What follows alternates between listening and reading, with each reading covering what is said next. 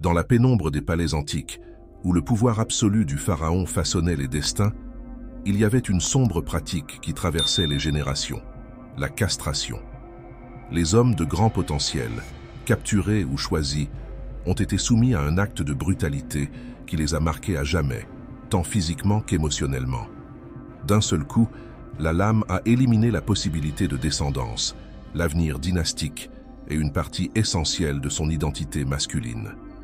Face à cette réalité troublante, émerge la figure de Potiphar, puissant fonctionnaire égyptien, capitaine de la garde du pharaon. Certaines traductions bibliques le présentent comme l'eunuque du pharaon, mais sans détail sur sa condition physique, ni aucune mention explicite de castration. Nous pouvons donc nous demander, la Bible suggère-t-elle vraiment que Potiphar a été castré? Ou y a-t-il une indication dans les Écritures que Potiphar a subi un changement de sexe, comme certains pourraient le supposer? La réponse, basée sur le texte sacré lui-même, est claire. Si ce type de contenu vous intéresse, je vous demande déjà votre like et reste avec nous jusqu'à la fin pour découvrir ce que cette histoire a à nous montrer. Potiphar, un personnage mentionné dans le récit biblique de la Genèse, était un homme de grand pouvoir et de prestige dans l'Égypte ancienne. En tant qu'officier du pharaon et capitaine de la garde, Potiphar occupait une position importante dans la hiérarchie égyptienne, reflétant non seulement son importance militaire, mais aussi son influence politique. Le livre de la Genèse nous informe que Potiphar était un fonctionnaire de Pharaon, capitaine de la garde, une description qui, bien que brève, reflète l'autorité et le respect qu'il avait à la cour pharaonique. Être capitaine de la garde était un rôle d'une responsabilité extrême. Potiphar commandait la sécurité personnelle du pharaon, étant responsable de la protection du souverain suprême de l'Égypte, une tâche qui nécessitait une loyauté inconditionnelle et des compétences militaires exceptionnelles. De plus, il supervisa l'emprisonnement des prisonniers d'État, y compris la détention des ennemis du pharaon et de toute personne considérée comme une menace pour le trône. Cette position stratégique a fait de Potiphar l'un des hommes les plus fiables et les plus puissants d'Égypte, avec un accès direct au pharaon et une implication dans les affaires les plus sensibles du royaume. La richesse et l'influence de Potiphar se reflétaient également dans sa résidence, qui n'était pas seulement une maison, mais un symbole de son statut. Comme c'était souvent le cas chez les hauts fonctionnaires, Potiphar vivait dans une maison luxueuse, ornée des plus beaux artefacts égyptiens de l'époque. Sa maison, décrite dans la Bible comme prospère sous l'administration de Joseph, était un centre de pouvoir et d'opération, où des décisions importantes étaient prises et où il recevait la visite d'autres dignitaires. Dans Genèse 39:1, le récit biblique nous introduit à la figure de Potiphar de la manière suivante. Joseph fut amené en Égypte, et Potiphar, eunuque de Pharaon, chef de la garde, un Égyptien, le racheta de la main des Ismaélites qu'il y avait amené. Et c'est là que commencent toutes les controverses et les doutes sur Potiphar. Le terme « eunuque », utilisé dans certaines traductions de la Bible, fait traditionnellement référence aux hommes qui ont été castrés, souvent avant la puberté. Dans l'Antiquité, en particulier dans les cultures orientales et dans certains cas en Égypte, les eunuques étaient souvent choisis pour occuper des postes de confiance à la cour, car en raison de leur statut, ils étaient considérés comme plus loyaux, sans intérêts familiaux pouvant menacer le pouvoir royal. La pratique de la castration était courante dans plusieurs cultures anciennes, notamment en Mésopotamie, en Perse et à certains moments de l'histoire égyptienne. Les eunuques étaient souvent employés dans des rôles importants tels que gardiens de harem, conseillers et administrateurs, en raison de la confiance que les monarques leur accordaient. La castration était considérée comme un moyen de créer des serviteurs qui n'auraient pas la possibilité d'avoir des descendants à eux, ce qui réduisait le risque d'ambition dynastique. Cependant, la castration était également accompagnée d'une grande stigmatisation sociale et personnelle, car le statut d'eunuque était souvent associé à une perte de virilité et de pouvoir personnel. Dans plusieurs récits bibliques, nous pouvons identifier des traces de la pratique de la castration qui était utilisée comme stratégie de pouvoir et de contrôle. Un exemple remarquable est celui d'Artaxerxès, mentionné dans le livre d'Esdras et de Néhémie, qui gouverna l'Empire perse avec fermeté. Pendant son règne, la castration était une pratique courante pour assurer la loyauté absolue de ceux qui occupaient des postes proches du trône, comme les eunuques qui servaient dans le palais royal. Cette pratique garantissait non seulement la fidélité des épouses du roi, en évitant les relations hors mariage, mais transformait également ces hommes en instruments soumis entre les mains du roi, visant à les transformer en instruments pour les célébrations et les festivités royales.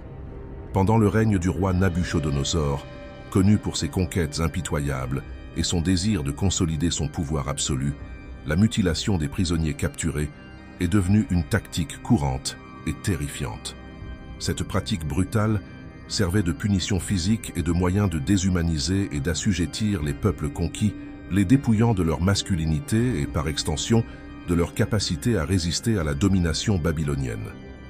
En mutilant ses ennemis, Nabuchodonosor n'assurait pas seulement sa victoire militaire. En fait, il écrasait les esprits de nations entières, laissant des cicatrices non seulement sur les corps, mais aussi sur l'esprit de ceux qui ont survécu. La douleur physique infligée aux prisonniers est devenue une extension de l'humiliation et du traumatisme émotionnel, créant une arme psychologique qui a résonné bien au-delà des champs de bataille. La peur de la mutilation est devenue un puissant instrument de contrôle, capable d'intimider les futurs adversaires et d'assurer la soumission avant même le début des conflits. Cette stratégie impitoyable renforça l'autorité de Nabuchodonosor, faisant de lui non seulement un conquérant, mais aussi un symbole de terreur et de domination dans toute la région.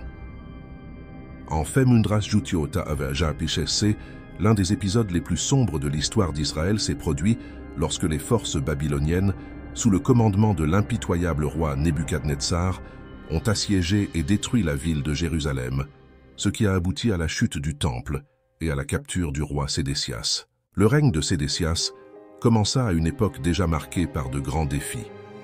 Il monta sur le trône dans un environnement politique instable, le royaume de Juda étant sous la menace croissante de l'expansionnisme babylonien. Malgré les avertissements persistants des prophètes qui appelaient à la prudence et à l'obéissance à Dieu, Sédécias, se sentant acculé, décida de rompre l'alliance avec Babylone et de demander une aide militaire à l'Égypte, une action qui s'avéra désastreuse. Cette alliance avec l'Égypte a été considérée par Nabuchodonosor comme une trahison directe, car Sédécias avait été placé sur le trône précisément en tant que vassal loyal à Babylone. La réaction de Nabuchodonosor fut rapide et sévère.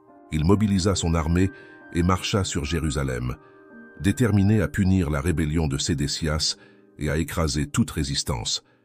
Le siège de Jérusalem fut long et dévastateur, poussant la ville au bord de la famine et du désespoir.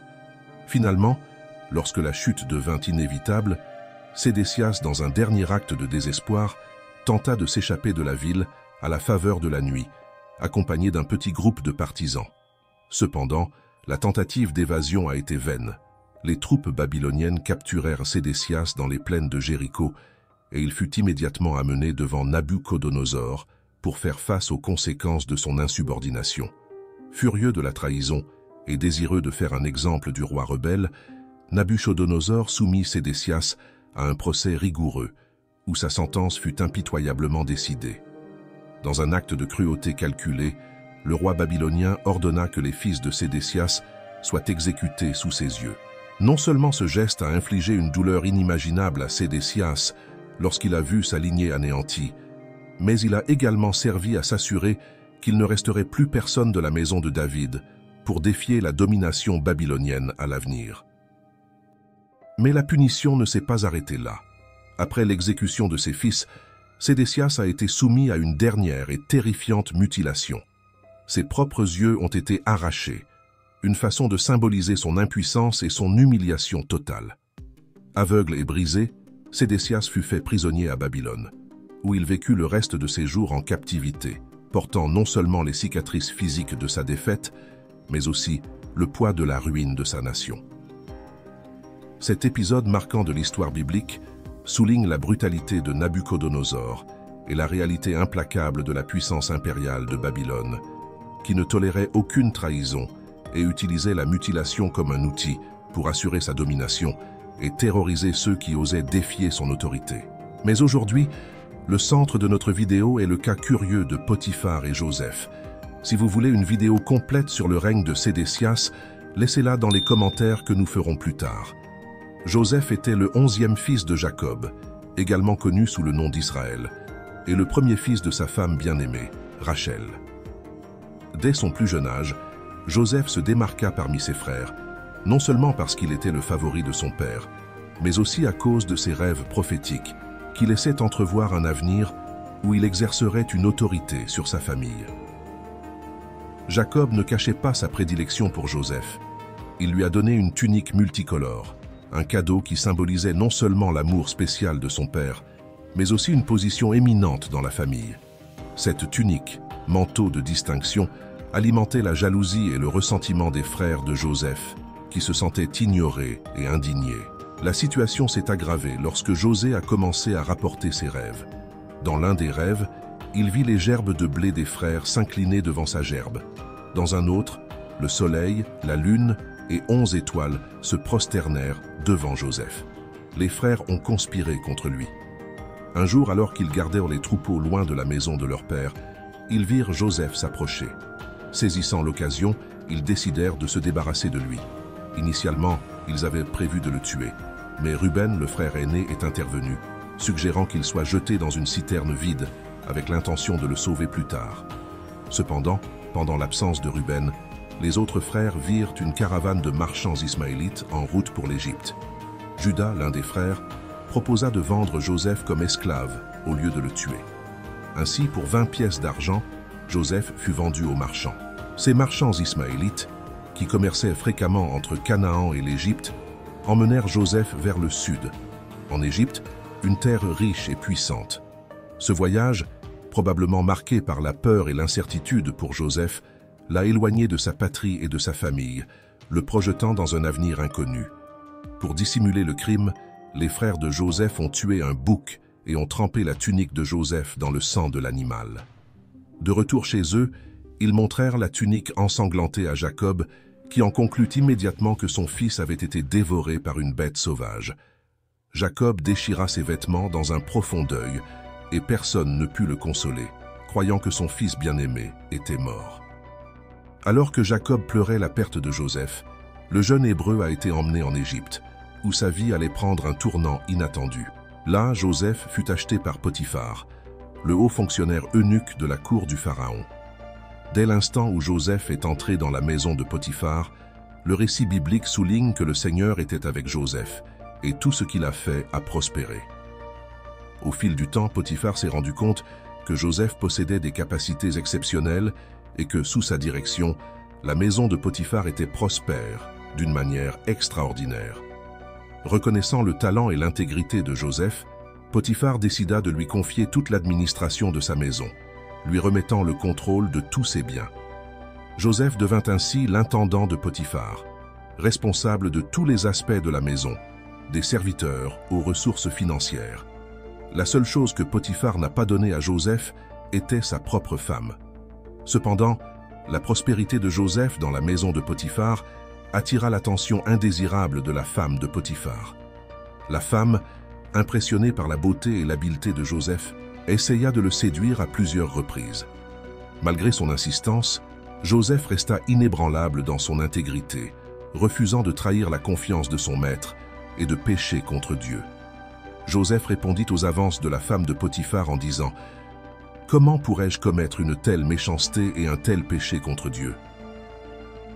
Ce rejet constant ne fait qu'augmenter le désir de la femme, qui ne renonce pas à essayer de séduire Joseph.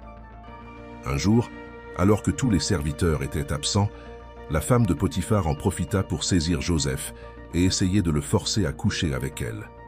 José, dans un acte de désespoir, s'enfuit devant elle, laissant son manteau dans les mains de la femme. Humiliée et furieuse de ce rejet, la femme de Potiphar décida de se venger. Elle a crié à l'aide, affirmant que José avait essayé de l'attaquer. Lorsque les autres serviteurs arrivèrent, elle leur montra le manteau de Joseph comme preuve de sa fausse accusation. À son retour, Potiphar a été informé du crime présumé. En entendant les paroles de sa femme et en voyant le manteau de Joseph comme preuve, Potiphar fut furieux. Même face à la gravité de l'accusation, Il est important de noter que Potiphar n'a pas condamné Joseph à mort, une punition courante pour un esclave accusé d'avoir tenté de violer la femme de son maître. Cela suggère que Potiphar avait de l'affection pour Joseph et qu'il était bien conscient de son caractère, et peut-être même qu'il soupçonnait la véritable nature des événements. Pour cette raison, il choisit une punition moins sévère et envoya Joseph à la prison royale, où les prisonniers du Pharaon étaient détenus. Malgré les circonstances défavorables, le récit biblique indique clairement que le Seigneur était avec Joseph, et il a rapidement trouvé grâce aux yeux du geôlier en chef. Joseph, avec son caractère droit et ses compétences administratives, gagna rapidement la confiance du geôlier, qui lui confia la responsabilité de s'occuper des autres prisonniers et de superviser les opérations à l'intérieur de la prison. Comme cela s'était passé dans la maison de Potiphar, tout sous l'administration de Joseph prospérait, même dans les conditions sombres de la captivité. Pendant qu'il était en prison, Joseph rencontra deux des officiers de Pharaon qui avaient été emprisonnés, l'Échanson et le chef boulanger. Les deux hommes ont fait des rêves troublants la même nuit et étaient préoccupés par la signification de ces rêves. Réalisant son angoisse, Joseph a proposé d'interpréter ses rêves, déclarant que l'interprétation appartient à Dieu. L'Échanson a d'abord raconté son rêve, qui impliquait une vigne à 3 branches qui produisait des raisins, à partir desquels il préparait du vin pour Pharaon. Joseph interpréta les 3 branches comme représentant 3 jours, et que dans 3 jours, l'Échanson serait rétabli dans sa position initiale, servant à nouveau Pharaon. Joseph demanda alors à l'Échanson de se souvenir de lui lorsqu'il serait libéré, et de parler de sa situation à Pharaon, afin qu'il puisse lui aussi être libéré de prison. Encouragé par l'interprétation positive du rêve de l'Échanson, le chef boulanger a raconté son rêve, qui impliquait 3 paniers de pain sur sa tête, avec des oiseaux mangeant le pain du panier supérieur. Joseph, cependant, a dû donner une sombre interprétation. Les 3 corbeilles représentaient aussi 3 jours, mais à la fin de cette période, le boulanger serait pendu, et les oiseaux dévorèrent sa chair. 3 jours plus tard, tel que Joseph l'avait interprété, l'Échanson fut rétabli dans son bureau et le boulanger fut exécuté. Malgré l'exactitude de ces interprétations, l'Échanson, une fois rétabli dans le service, oublia Joseph. Joseph resta en prison pendant 2 ans de plus, ignorant que sa libération était proche. Puis un jour, le Pharaon eut 2 rêves qui le troublèrent profondément, mais personne dans sa cour ne put les interpréter. C'est à ce moment-là que l'Échanson se souvint enfin de Joseph et parla à Pharaon du jeune Hébreu qui avait correctement interprété son rêve en prison. Joseph fut rapidement sorti de prison et présenté à Pharaon. Lorsqu'on l'interrogea sur les rêves, Joseph déclara humblement que l'interprétation viendrait de Dieu, puis il expliqua les rêves de Pharaon. Les rêves révélaient que l'Égypte serait confrontée à 7 années de grande abondance, suivies de 7 années de famine sévère. Joseph n'a pas seulement interprété les rêves, mais il a également suggéré une stratégie pour faire face à la crise imminente, recommandant à Pharaon de nommer un homme sage pour superviser la collecte de nourriture pendant les années d'abondance, afin qu'il y ait des provisions pendant les années de famine. Impressionné par la sagesse et le discernement de Joseph, Pharaon le nomma gouverneur d'Égypte, lui donnant l'autorité de mettre en œuvre le plan qu'il avait proposé. Après que Joseph ait été nommé gouverneur d'Égypte par Pharaon, sa vie a radicalement changé. D'un prisonnier accusé à tort, il a été élevé à la 2e position la plus puissante du royaume, juste en dessous du Pharaon lui-même. Joseph reçut le nom égyptien de Zaphénath-Panéa et fut donné en mariage à Asénath, fille de Potiphéra, prêtre d'On. Ce mariage, avec une femme de la haute noblesse égyptienne, consolida encore la position de Joseph en Égypte, l'intégrant dans l'élite sociale et religieuse du pays. Certaines interprétations erronées surgissent au fil du temps, et l'une d'entre elles est l'idée que Potiphar, étant un eunuque, aurait, disons, changé de sexe et adopté le nom de Potiphéra. Cette interprétation, bien qu'elle circule dans certaines doctrines, n'a aucun fondement dans les Saintes Écritures et résulte d'une confusion entre 2 caractères distincts. La Bible ne mentionne à aucun moment que Potiphar, le fonctionnaire égyptien qui a acheté Joseph comme esclave, a changé de sexe ou de nom. Ce type de mauvaise interprétation peut être le résultat de malentendus ou d'un manque d'attention au contexte, et la distinction entre les figures bibliques est essentielle. Il est important de noter que Potiphar et Potiphéra sont en fait deux personnes complètement différentes dans le récit biblique. Potiphar est mentionné dans Genèse 39 comme le chef de la garde de Pharaon qui a acheté Joseph et en a fait son intendant. Il joue un rôle important dans les débuts de l'histoire de Joseph en Égypte, mais son histoire n'est pas liée à Potiphéra, sauf pour la coïncidence des noms. Potiphéra, d'autre part, est présenté dans Genèse 40 et 1:45 comme le prêtre Don, dont le nom apparaît dans le contexte du mariage de Joseph avec Asénath, sa fille. La confusion entre ces deux noms peut conduire à des interprétations erronées, mais il est crucial de comprendre que Potiphar et Potiphéra occupent des rôles distincts dans l'histoire de Joseph et ne sont pas la même personne. Même la question de savoir si Potiphar a été castré ou non, un eunuque, fait l'objet d'un débat controversé. Il n'y a aucune preuve directe dans la Bible qui énonce clairement cette condition. En fait, le récit biblique se concentre davantage sur sa position de pouvoir et sa relation avec Joseph que sur des détails sur sa condition physique. Le terme hébreu utilisé pour décrire Potiphar dans Genèse 39, 1 est saris, qui est souvent traduit par officiel ou eunuque. Cependant, ce terme peut avoir des significations différentes selon le contexte et n'implique pas toujours que la personne a été castrée. Dans le Proche-Orient ancien, y compris en Égypte, le terme saris pouvait désigner un haut fonctionnaire à la cour, qu'il soit eunuque ou non. Dans le cas de Potiphar, bien qu'il soit appelé saris, le récit biblique ne donne aucune indication explicite qu'il ait été castré. Pour éviter cette confusion, dans de nombreuses versions mises à jour de la Bible, Potiphar est présenté comme un fonctionnaire du Pharaon, sans aucune mention directe s'il était ou non un eunuque.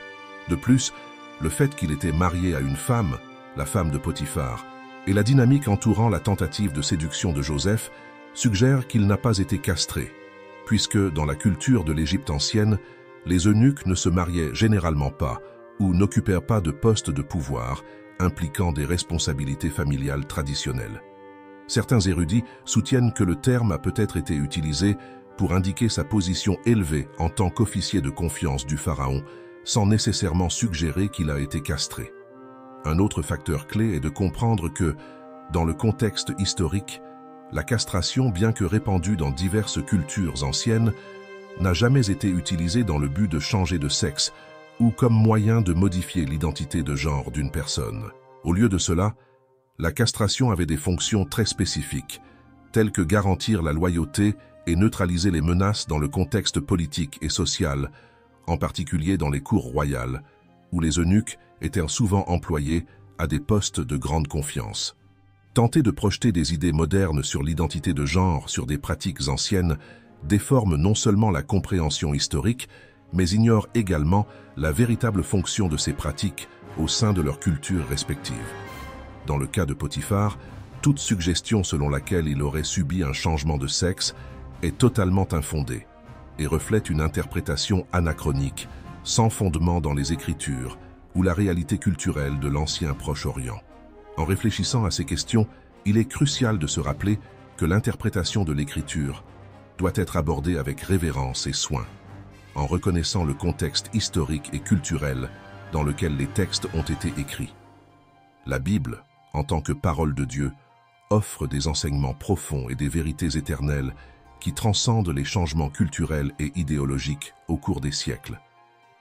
Lorsque nous essayons d'interpréter l'Écriture à la lumière de nos propres volontés ou idéologies modernes, nous risquons de déformer son message original, de perdre de vue le dessein divin qu'elle porte.